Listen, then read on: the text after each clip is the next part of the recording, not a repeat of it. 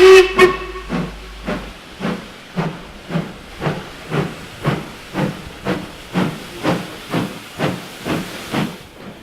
well, I think we've got to go back to the 1930s when the LMS, that's the London Midland Scottish Railway, built a class of engines totaling 52, which became the Patriot class.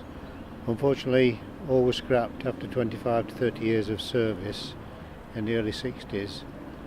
And in recent years, the project was formed to build a new one of the class. They seem very popular among enthusiasts, and we should be steaming the loco next year, the project having been formed and officially launched April 2008.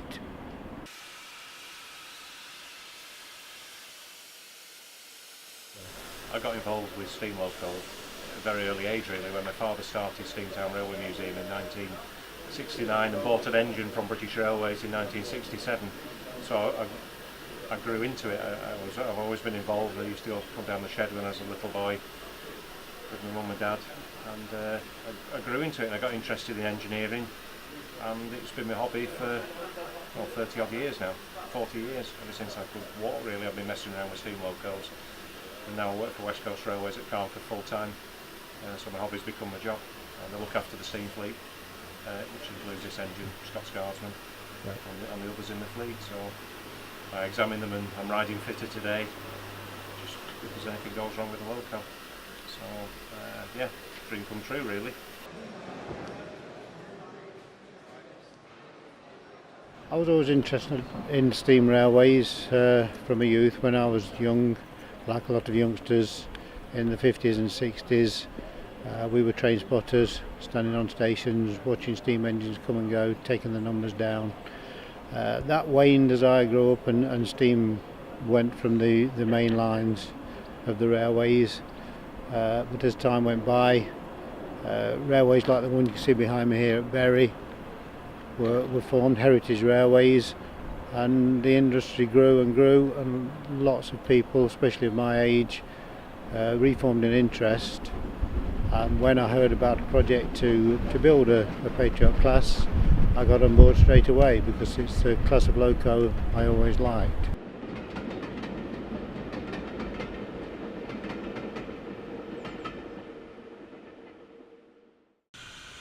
Yeah, time is my own. Yeah, of course, money is my own. Yeah, quite a selfish existence. Yeah. I'm sales director. We have a sales stall which you will have seen on the footage, where we sell branded items like the one I'm wearing now to promote the project, and it's also to publicise the project and hopefully sign people up. We run a membership scheme. We've got over 1,000 members who are all contributing in one way or another to the cost of some £2 million to build the locomotive. And we come to events like this to sell the items and promote the project.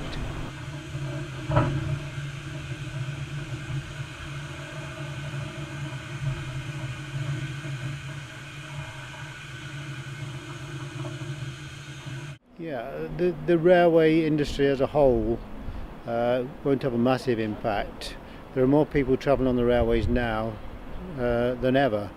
It's very, very busy, and our loco will have a bigger impact on the heritage scene, which is railways like this one at Bury. Although it will be running on the main lines when it can. Apparently Network Rail are quite keen to have steam on the main line. It's good PR, and locos like ours help that, but it has to be there in its place because it's a very busy railway these days. So it'll have a big impact, partly because it's not just a steam engine. There are a number of other new build steam engines around, or will be soon, but this loco is it's a memorial engine. It's called the Unknown Warrior, and it carries the, as on the badge here, carries the Royal British Legion crest, and it's dedicated to all military personnel who've died in First World War, Second World War and subsequent conflicts to date.